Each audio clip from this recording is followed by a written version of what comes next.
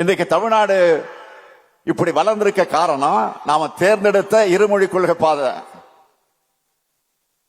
இந்த செய்திகள் எல்லாம் எடுத்து சொல்லி நான் முரசொலியில ஒரு கட்டுரை எழுதினேன். அதை நான் ட்வீட் போட்டா எனக்கு பதில்கள் எல்லாம் எப்படி வருது? வடமாநிலத்தை சார்ந்த பலரும் நம்மோட நியாயத்தை புரிஞ்சு அதுக்காக நமக்கு ஆதரவு அடிப்படையில் அந்த கருத்தை போட்டிருக்கிறாங்க, ஆதரவோடு பேசுறாங்க. பிரீத்தி என்பவருடைய ட்வீட் என்ன தெரியுமா?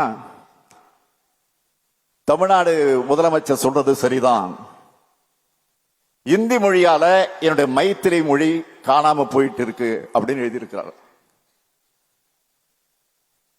அவைன் என்பவர் என்னோட தாய்மொழி மகதி.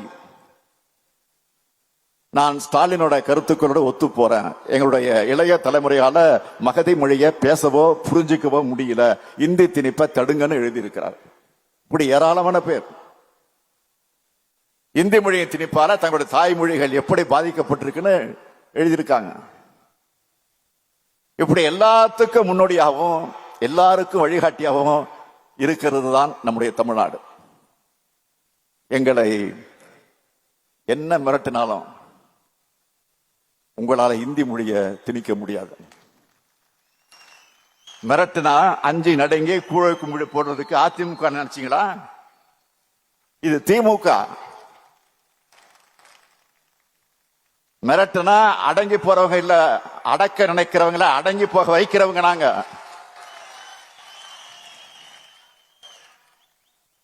தமிழ்நாட்டுக்காகவும் தமிழ் மொழிக்காகவும் எப்பேற்பட்ட அடக்குமுறையும் எதிர்க்கிற துணிச்சல் கொண்டவங்க நாங்க. இங்க இருக்கிற நாங்கள் தமிழர்கள், சுயமரியாதையோடு இருக்கக்கூடிய திராவிடர்கள். ஒன்றிய அரசு என்ன நினைக்கிறாங்க? இப்படி அறிவுபூர்வமா முற்போக்கு சிந்தனையோடு பேசுறாங்கள, இங்க மட்டுமல்ல நாடாளுமன்றத்திலே முழங்குகிறாங்கள, இவங்களை எப்படி தடுக்கலான்னு பார்த்தாங்க. அதுக்காகத்தான் இப்போ தொகுதி மறுசீரமைப்பு கொண்டு வர போறாங்க. நம்முடைய தொகுதிகளின் எண்ணிக்கையை நம்முடைய பிரதிநிதித்துவத்தை குறைக்க நினைக்கிறாங்க. அதனாலதான் நான் முன்கூட்டியே இந்த பிரச்சனையை நாம எழுப்ப முடிவெடுத்து அதை இப்போ கையில் எடுத்திருக்கிறோம். ஏற்கனவே பிரதமர் மோடி புதிய நாடாளுமன்றத்தை கட்டடத்தை திறந்து வச்சப்போ என்ன சொன்னாரு? எதிர்காலத்தில் எம்பிக்களோட எண்ணிக்கை அதிகமாக போகுதுன்னு பேசினார். ஒன்றிய உள்துறை அமைச்சர் என்ன சொன்னாரு? மகளிர் இடஒதுக்கீடு மசோதா கொண்டு வந்தப்போ 2024 தேர்தலுக்கு பிறகு தொகுதி மறுவரை இருக்கும்னு சொன்னாரு. நாம இப்ப கேள்வி எழுப்பின பிறகு இப்ப என்ன சொல்றாங்க? 19 தமிழ்நாட்டுக்கு தொகுதிகள் குறையாதுன்னு சொல்றாங்க. மற்ற மாநிலங்களுக்கு அதிகரிப்பாங்களா? இல்லது அதிகரிப்பாங்க இல்லையா? தெரியாது. நாங்க கேட்கிற கேள்வி, நாட்டோட வளர்ச்சிக்காக மக்கள் தொகை கட்டுப்படுத்தின மாநிலங்கள் ஏன் பாதிக்கப்படணும்? மற்ற மாநிலங்களுக்கு மக்கள் தொகை அடிப்படையில் அதிகரிக்காதுன்னு ஏன் சொல்ல மாட்டேங்கிறீங்க?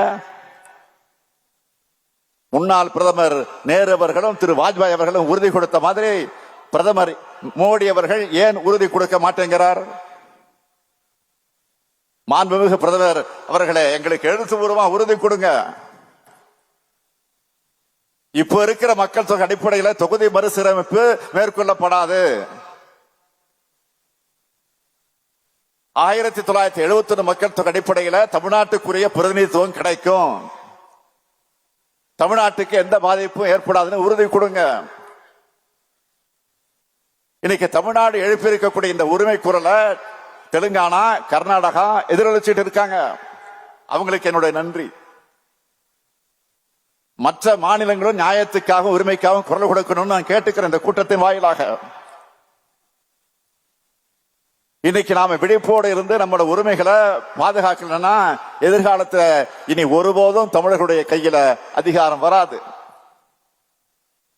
தமிழர்களுடைய சொல்லுக்கு மரியாதையே இருக்காது. அதனாலதான் காலையில நான் வீடியோவில் வெளியிட்ட ஒரு செய்தியை பார்த்திருப்பீங்க. வீடியோவாக வெளியிட்ட செய்தியை. உடன்பிறப்புகள் எல்லாம் இந்த செய்தியை எல்லாருக்கும் எடுத்துக்கிட்டு போகணும்னு கேட்டிருக்கிறேன். இங்க கூட்டணி கட்சியினர் எல்லாரும் வந்திருக்கீங்க. நீங்க இது சம்பந்தமா தொடர்ந்து கூட்டம் போட்டு பேசி இது பற்றிய விழிப்புணர்வை கடைகோடை மனிதருக்கு கொண்டு சேர்க்கணும்.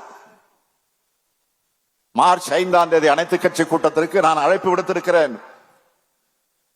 அதுல கட்சி பாகுபாடு இல்லாம எல்லாரும் கலந்துக்கணும். பிரதான எதிர்க்கட்சி அதிமுக கலந்து கொள்ளும் என்ற செய்தி வந்திருக்கு, மகிழ்ச்சி. சில கலந்துக்க மாட்டோம்னு சொல்லி இருக்கிறாங்க. நான் அவங்களுக்கு சொல்லிக்கொள்ள விரும்புவது, இன்னைக்கு பாஜகவை மகிழ்விக்க நீங்க பண்ற அரசியல் சூழல்ல தமிழ்நாட்டுக்கு தீங்குதான் ஏற்படும். பாஜகவை நம்பி போனவங்க அவங்களுடைய தேவை தீர்ந்த உடனே மற்ற மாநிலங்கள் என்ன ஆனாங்களோ நீங்களே சிந்திச்சு பாருங்க. அது மட்டுமல்ல, தமிழ்நாட்டில் இருக்கிற பாஜகவினருக்கு சேர்த்து நான் சொல்லிக்கொள்ள விரும்புவது, இந்த விவகாரத்துல தமிழ்நாட்டுக்கு துணையா நில்லுங்க. தயவு செஞ்சு உண்ட வீட்டுக்கு ரெண்டகம் பண்ணாதீங்க. நாம எல்லாரும் ஓரணியில் இருக்கோம்னு மற்ற மாநிலங்களுக்கு காட்டணும். அது மூலமா தான் வர இருக்கக்கூடிய ஆபத்தை தடுத்து நிறுத்த நம்மோட உரிமையை வென்றெடுக்க முடியும். வென்றெடுத்தால் தான் எதிர்காலத்தை பாதுகாக்க முடியும். நம்முடைய குழந்தைகளுடைய எதிர்காலத்துக்கு நாம் இதை செஞ்சாகணும்.